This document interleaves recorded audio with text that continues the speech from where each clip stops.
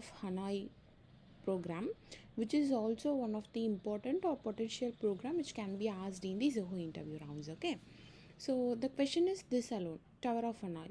Ma'am, what is this Tower of Hanoi? Like, how we can solve it? First, how this Tower of Hanoi looks like.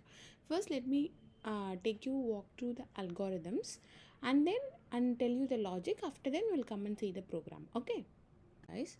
What is means is, see, there are three blocks. Okay, so like three blocks, we have to rearrange these three blocks from A to C. How we have to do that? There are some conditions.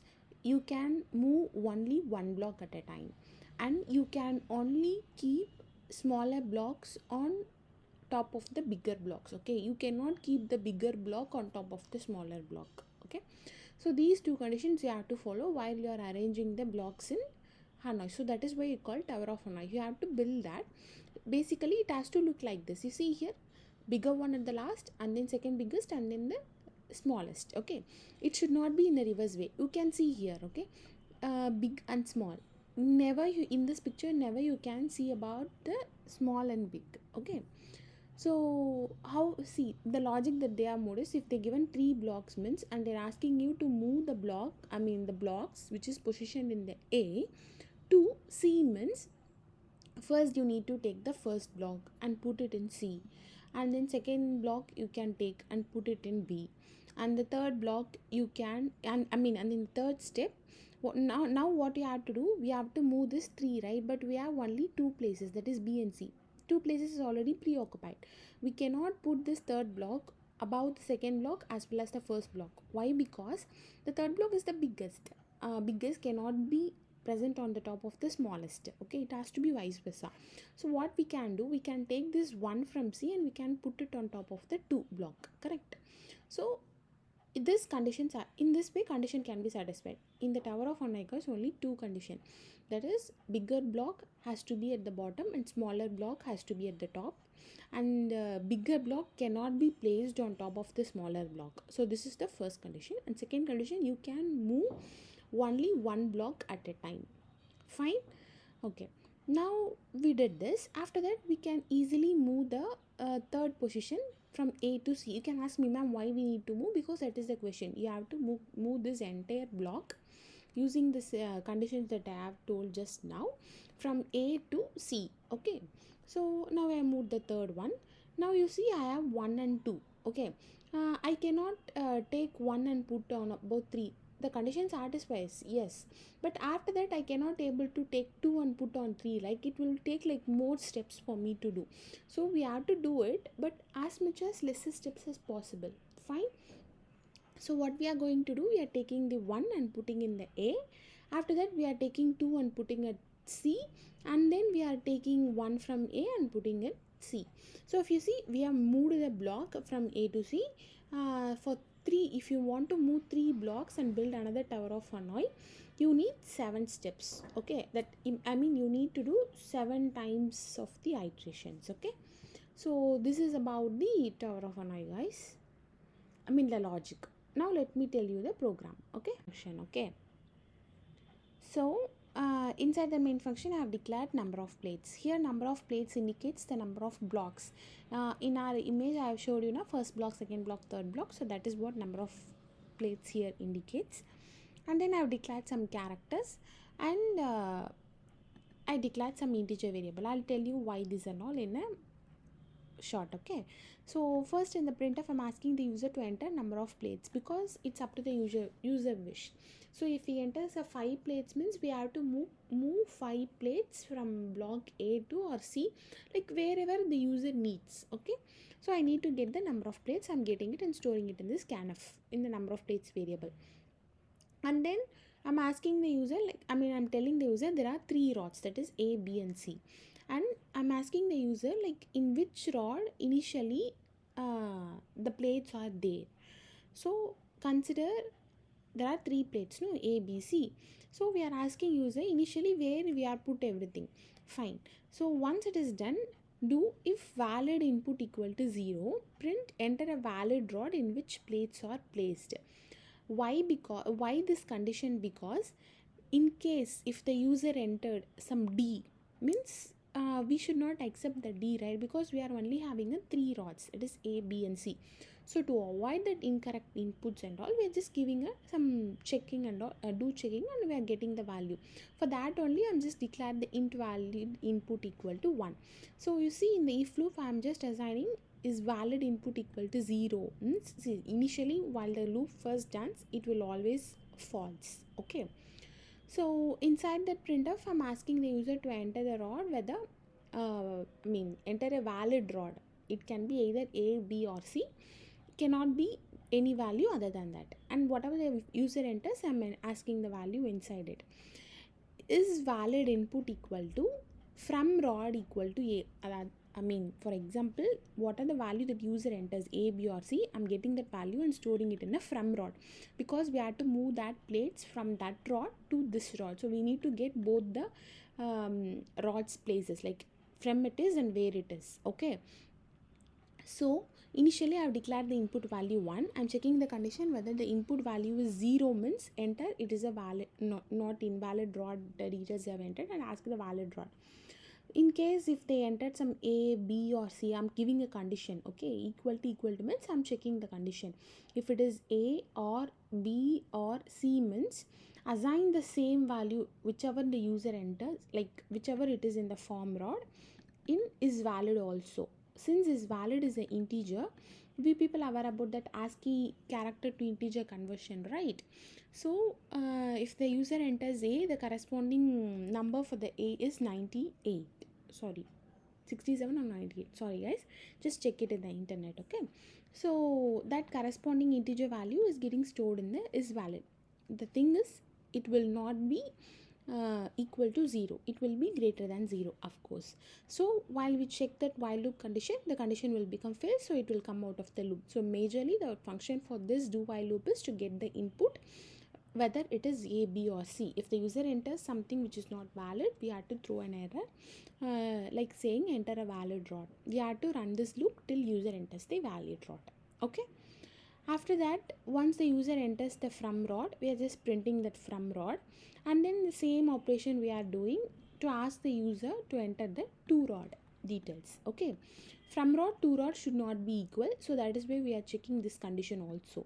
Okay, after we got that from rod and to rod, support rod equal to get support rod A comma from rod comma to rod. So this is a function, and the support rod is initially I have assigned support rod equal to B, like some value, some dummy value I have assigned. Okay, so I'll tell you why also now. So inside that get support rod function, if you go in that get support rod function, I'm getting all the characters ASCII value over here, since because it is an integer. Fine, so I'm guessing guess character ASCII equal to from rod or guess character ASCII equal to to rod, means I just want to call it again. So what is this logic? Basically is the same logic that I have explained you over there in the image, guys. See, the rod value the user enters is we don't know, but it can be anything from A, in anything in A, B or C. Okay, so I'm assuming the user enters from rod as A or C, or to rod as A or C. I'm assuming the remaining left out rod, that is called a supporting rod. So I'm assuming the supporting rod is B, and I'm passing the values. So this entire function of this function is to identify which is a supporting rod. Okay, using the from rod and to rod. So that is the function.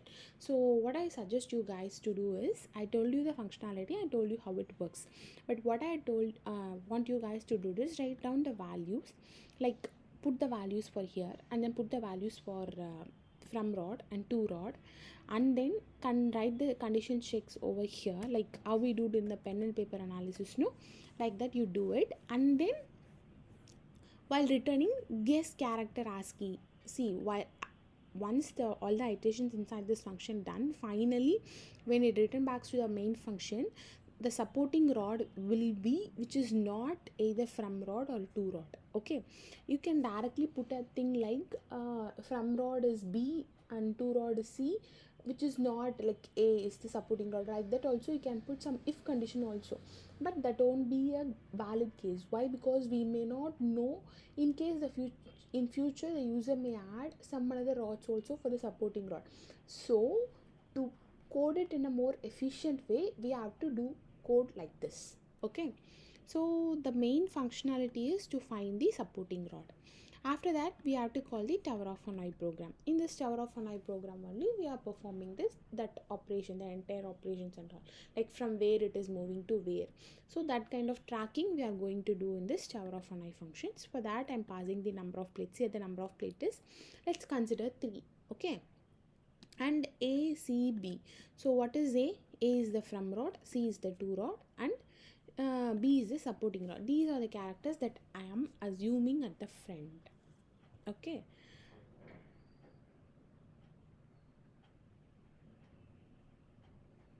fine. Hmm. See guys, here I have done this thing in an hard-coded manner. You can put from rod the variables, no? From rod. While I'm testing, I just did it in that way and then I forgot to correct it. Okay, so from rod, to rod, and support rod. So once you put the values over here, like A, C, and B, the values will pass over to this main this Tower of Hanoi function. And inside this Tower of Hanoi function, we are calling if number of plates equal to 0, return. See, number of plates is 0 means there is nothing we need to move, shift and all. So just return it. But if not means, what we are doing is number of plate minus 1 from rod, support rod, to rod, like recursion function we are using over here. Okay, a function which calls itself again and again.